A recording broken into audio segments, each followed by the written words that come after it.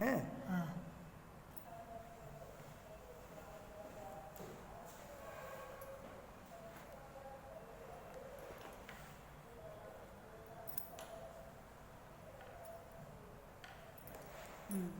देखो आपका लेसन दूसरा चल रहा है। इसके दूसरे लेसन के कवि कौन है? सूरदास। सूरदास को आप लोगों को हमने उस दिन विनय पढ़ाया था, अब वात्सल्य पढ़ाएंगे, ठीक है? वात्सल्य का एक पढ़ा के फिर भ्रमर गीत शुरू कर देंगे। आप देखो, हरिजू की बाल छवि कहाँ बरन, सकल सुख की शिव कोट मनोज शोभा हरन, भुज भुजंग सरोज नैनन, वदन विद जित लरन।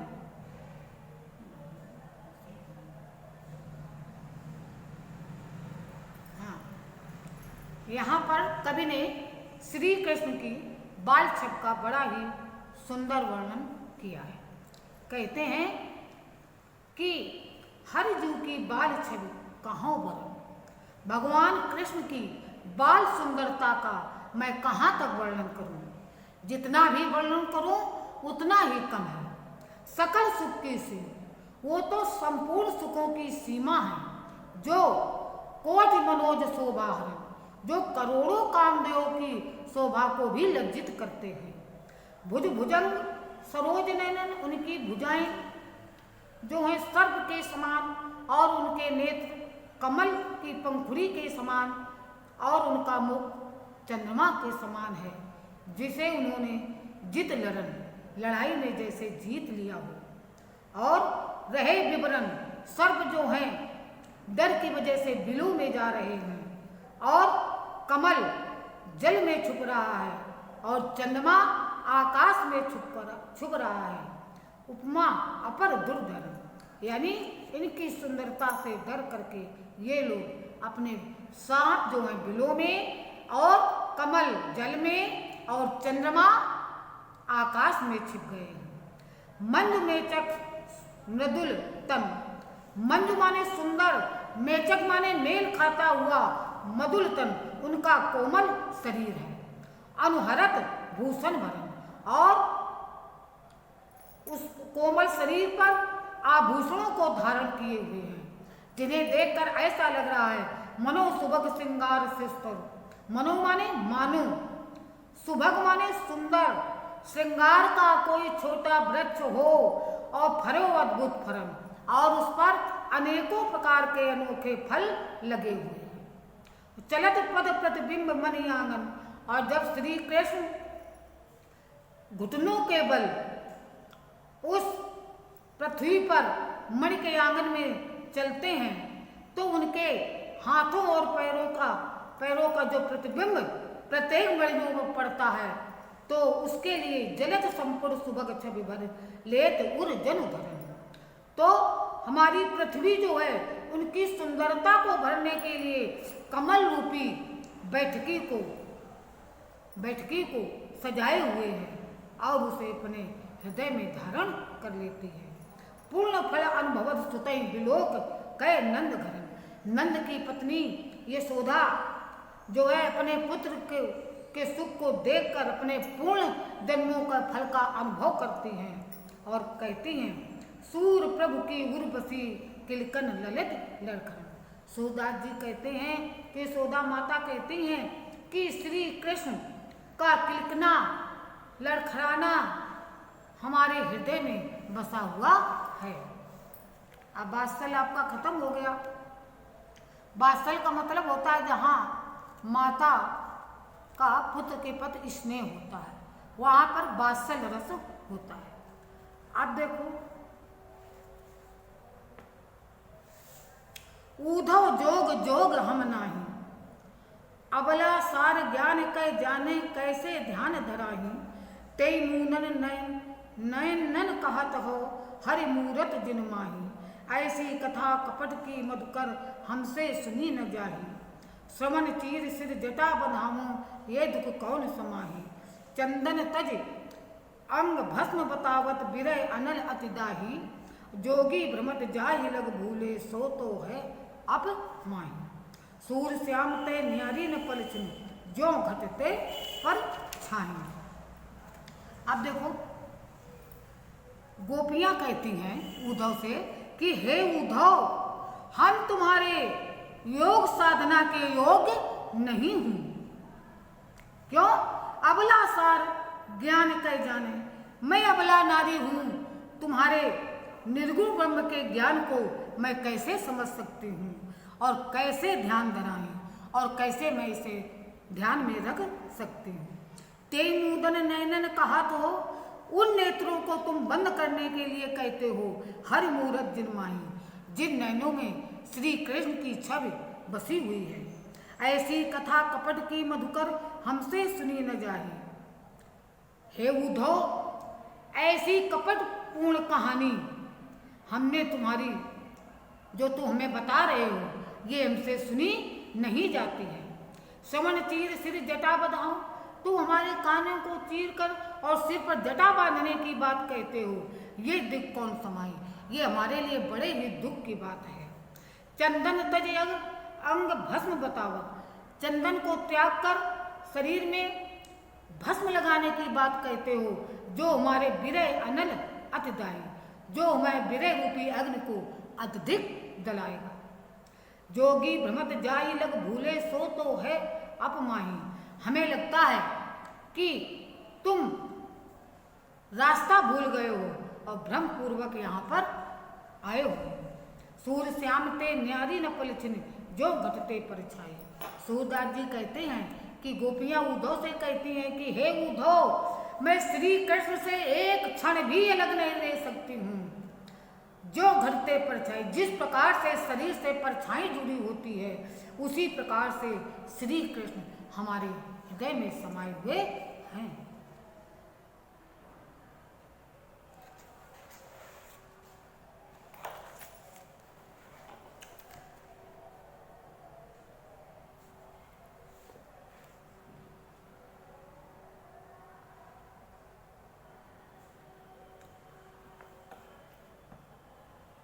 कहत कत परदेसी की बा, मंदिर अरद अवध बद हमसो हरि आहार चले जात। सस रूप बरस सूर रूप जुकुबर, हरि रूप कीन्हो घात। मग पंचक ले गयो सांवरो, ताते अते कुलात।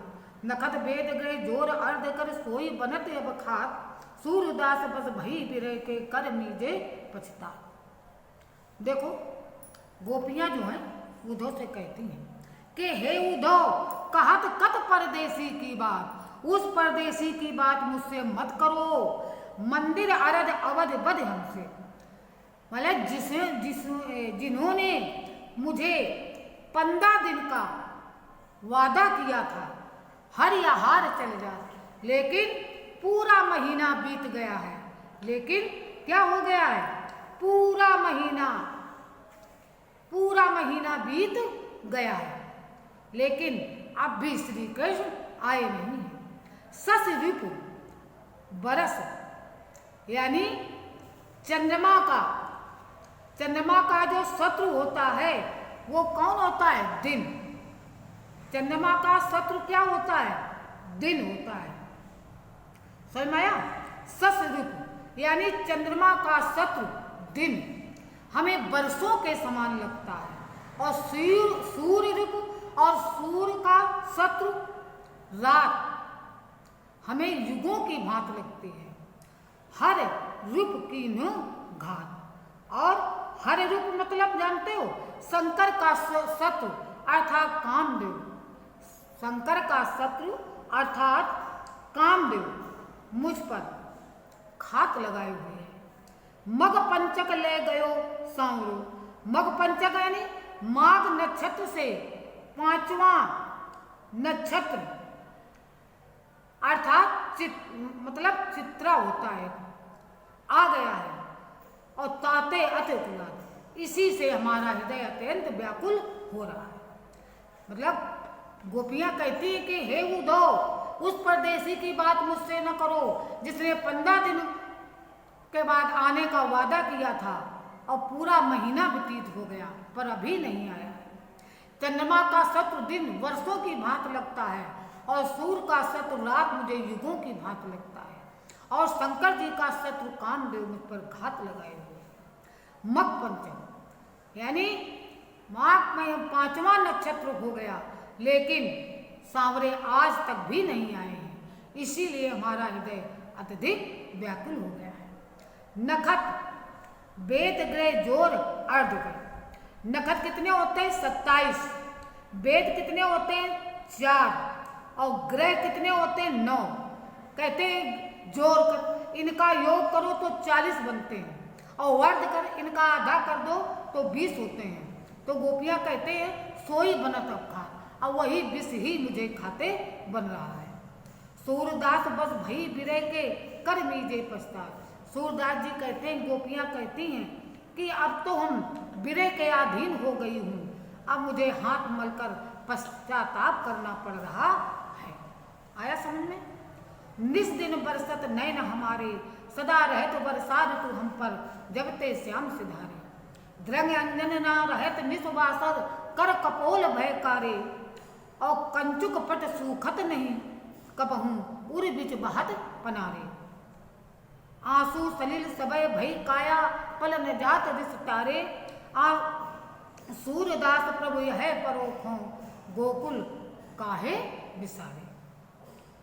अब गोपियां जो है उद्धव से कहती हैं कि हे उद्धव, हमारे नेत्रों से रात दिन आंसुओं की धारा उसी प्रकार बहती रहती है जिस प्रकार वर्षा ऋतु में वर्षा होती रहती है। सदा रहे तो वर्षा ऋतु हम पर, कहते हे उद्धव, हमेशा हम पर वर्षा ऋतु छाई रहती है। जब से श्याम यहाँ से चले गए तब से हमारे ऊपर हमेशा वर्षा ऋतु ही रहती है, अर्थात हमारी आंखों से अश्रु की धारा बहती ही रहती है। द्रंग अंजन ना रहत निस्वास, हमारी आंखों में काजल नहीं रहता है।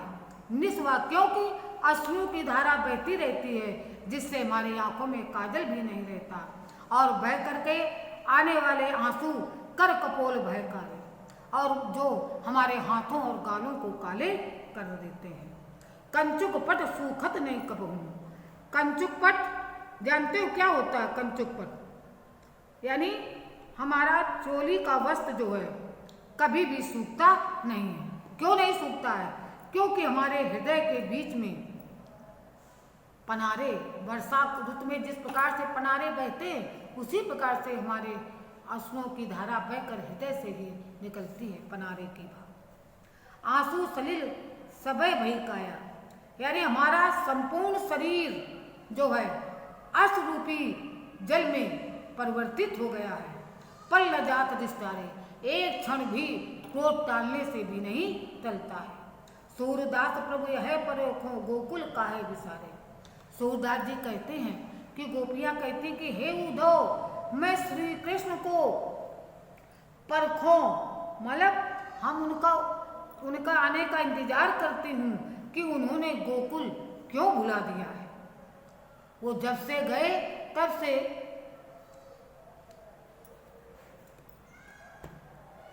गोकुल की याद उन्हें नहीं आई।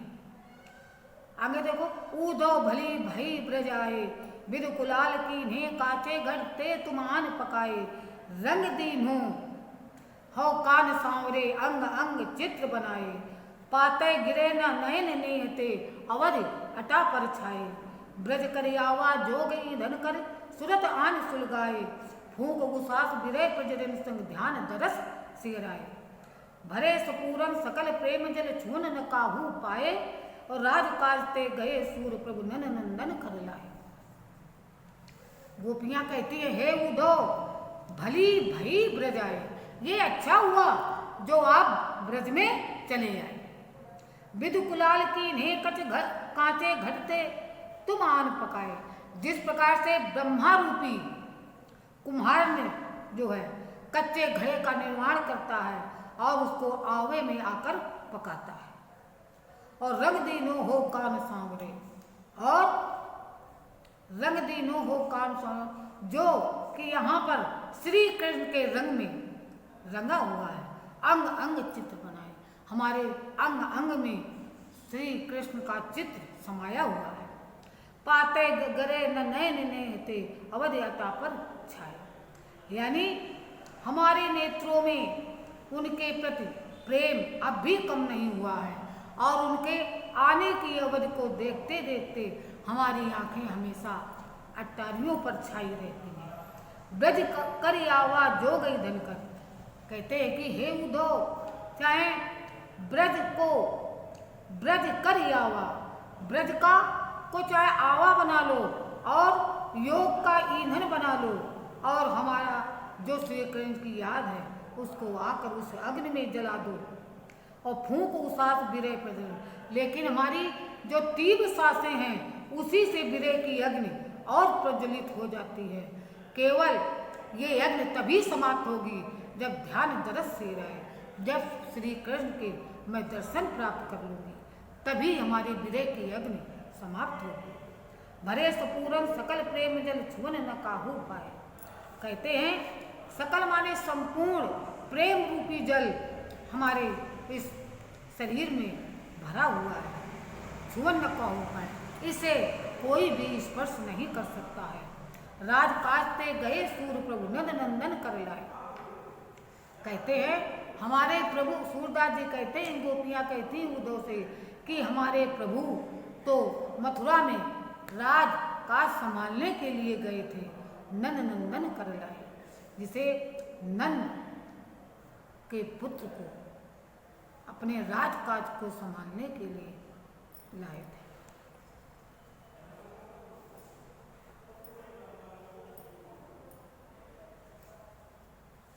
अखियां हरि दर्शन की भूखी, कैसे रहत रूप रस राची, ये बतियां सुन रूखी। अवध गिनत एक तक मग जोवत, तब इतनो नहीं दुखी झूठी। अब ये जोग संदेशो सुन सुन, अत कुलानी दुखी। बारक वह मुख आन दिखावो, दुई प्रिय पीवत पतूखी। सूर सकत हति नाव चलावत, ये सरिता है सुखी। अब जो है गोपियाँ उद्धव से कहती हैं कि हे उद्धव, अब हमारी आंखें जो हैं श्री कृष्ण के दर्शन के लिए ही भूखी हैं, अर्थात व्याकुल हैं। कैसे रहत रूप रस राची, रूप रस राची रूप के रस में पगी हुई है, ये बतियां सुन रूखी। कहते हे उद्धव, तुम्हारी ये सूखी बातों का मुझ पर कोई भी प्रभाव नहीं पड़ता है, क्योंकि ये हमारी जो आंखें हैं श्री कृष्ण के रूप के रस में पगी हुई हैं। अवध गिनत एक तक मगजो, उनके आने के एक एक दिन गिनते गिनते और उनके रास्ता को एक तक देखते देखते ये हमारी इतनी आंखें छीड़ नहीं हुई थी जितनी कि तुम्हारे इस योग को सुनकर हमारी आंखें छीड़ हो गई हैं।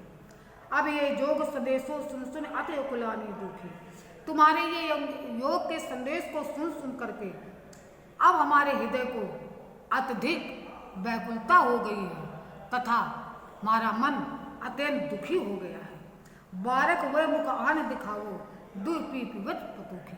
हे उद्धव, श्री कृष्ण से ये कह दो कि हमें बारक माने एक बार वह मुख दिखा दो जिसे दुर्पी पिबत पतुखी, जो पत्ते में दूध को दूकर दूध पीते थे।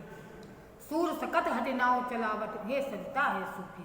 हे उद्धव, ये उसी प्रकार से जिस प्रकार से नदी सूखी होती है और बालू के रेत में हठपूर्वक नाव चलाना होता है, उसी प्रकार से हमारी आत्मा श्री कृष्ण के प्रति अत्यंत दुखी है और तुम्हारे योग की बातों को सुनने के लायक नहीं है। अब इसी को पढ़ना और करना, कल आपको फिर हम संस्कृत का पढ़ाएंगे।